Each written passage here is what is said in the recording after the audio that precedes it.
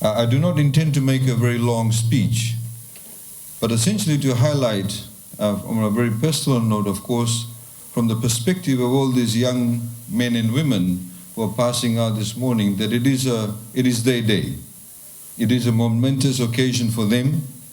They've been through a very rigorous number of weeks in order to be able to prove themselves that they are worthy enough, they're fit enough, that they're competent enough to be able to be members of the Fiji Corrections Service. Some, of course, who had started the training course did not make it. Some majority of them, of course, have made it, and they're here before us today. It is also a very important occasion for the friends and family members whose support, of course, has helped these recruits pass out this morning. Without the friends and family support, they would not have been able to make it this morning. Ladies and gentlemen, today, of course, is a very important occasion from a national perspective also. A number of things have happened in Fiji on the 14th of May. As you know, in the past 1 week, we've talked a lot about in Parliament, about the changes that have brought about to Fiji with the arrival of the Girmitiers over 100 years ago in 1879 on the 14th of May. We had our first military coup on the 14th of May. All of this had a huge bearing on our country from an economic, social-economic perspective, from a rule of law perspective. It is not an occasion to talk about in detail, but it also tells us stories of endurance, of fortitude, of people surviving, of people being ill-treated, and then, of course, the dismantling of various institutions in Fiji from 1987 onwards. Mr. I was going to say Mr. Speaker, sir. I still feel that I'm in Parliament, but ladies and gentlemen, of course, 1987 did present a number of challenges for us. But I'm happy to say, on a very more positive note, what has happened in particular since 2007, in particular with the implementation of the Constitution, we have rebuilt institutions, whether it's in the discipline forces, whether it's the judiciary, whether it's the rule of law machinations, the new laws that have been put in place to ensure that we have a society that is fair, that is just, that is prosperous, and provides sustainability and stability and indeed confidence to all Fijians. These young men and women who are passing out this morning would have had to go through a particular form of endurance, perseverance. They would have had their hardships. And they're now, of course, part and parcel of an institution that is guaranteed its independence, that is guaranteed to be fulfilling its responsibilities in the wider criminal justice system. As many people have argued, that the correction services is the last clog in the criminal justice system. A lot more people are focused when a crime takes place. They're a lot more focused on police investigations. They're a lot more focused on the judiciary and trials and hearings. But when a person gets convicted and gets sent to prison, this is the last stop for them. And many people have in fact neglected the correction services for a number of years. And you would have seen in the past number of decades, that the correction services, the infrastructure, the buildings, the way that prisoners were treated, indeed the services, the salaries of the correction services were in fact at large parts neglected. We have carried out a number of infrastructure developments. You'll see in many of the prison facilities now, a lot better, far better than what it was. Government has in fact over the past number of years invested millions of dollars in infrastructure, whether it's here in Naboro, whether it's in Korovo, whether it's a women's prison, whether it's in Natambua, in Ba, and other parts of Fiji, to bring up about the standards, improve standards, comply with international standards.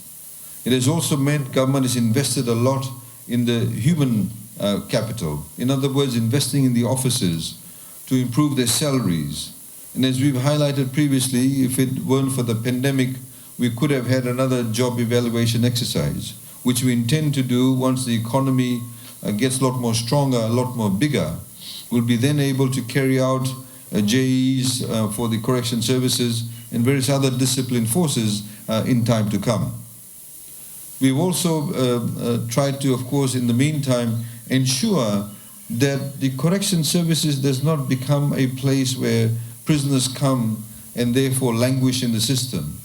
We had a very high rate of recidivism in Fiji for a long period of time.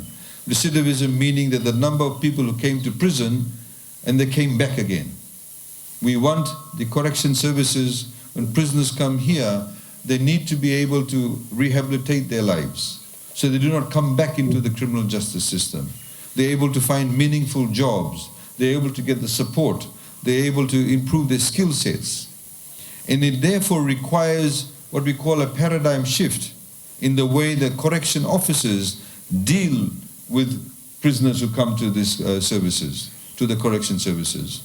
So we need to have officers, prison officers, correction officers who are able to think a lot more laterally, who are able to have a lot of compassion, a lot of sympathy, be able to use a lot more technology, be able to relate to the prisoners.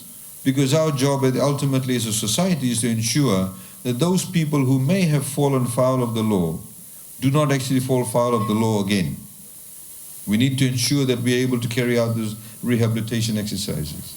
So the corrections officers play a very important role in society. And I think a lot of people forget that. They're very much part and parcel or an integral part of our ability to ensure that we have a fair, just, and prosperous Fiji. Because if we do not rehabilitate our prisoners, those people who come to the correction services, that we will have people continuously coming back into the system. It means not only a loss of productivity for those individuals, it not only means that they waste their lives, but it also means overall the economy suffers. You will see a number of programs, as the Commissioner of Correction Services was informing us, some of the people who participate in the band that you see, some of them are actually people who are serving sentences at the moment. They're not all prison officers. There are people, for example, who have been found jobs through the correction services. We've been to expos where potential employers who come to these expos where we have people who've been in the corrections facilities who are able to get jobs whilst actually being in prison. So the prison wardens, the prison officers play a very pivotal role in all of this. And I'd like my one message to these young men and women who are passing out today, please understand that you play a very important role. Please understand that without your professionalism, we won't be able to have a good correction services. Without your empathy, without your compassion, we won't be able to rehabilitate people who come to these correction services. Without the professionalism that you will demonstrate, people won't actually have confidence in the criminal justice system. And you will see there's far more transparency in the way that the correction services today is run. So ladies and gentlemen, I would like to once again congratulate the Commissioner of Correction Services, who has provided a new way of ensuring that we run the correction services in a manner with the assistance of government, with the capital investments, that it provides a very pivotal role in our overall society. I'd like to also congratulate all the families and friends who are here.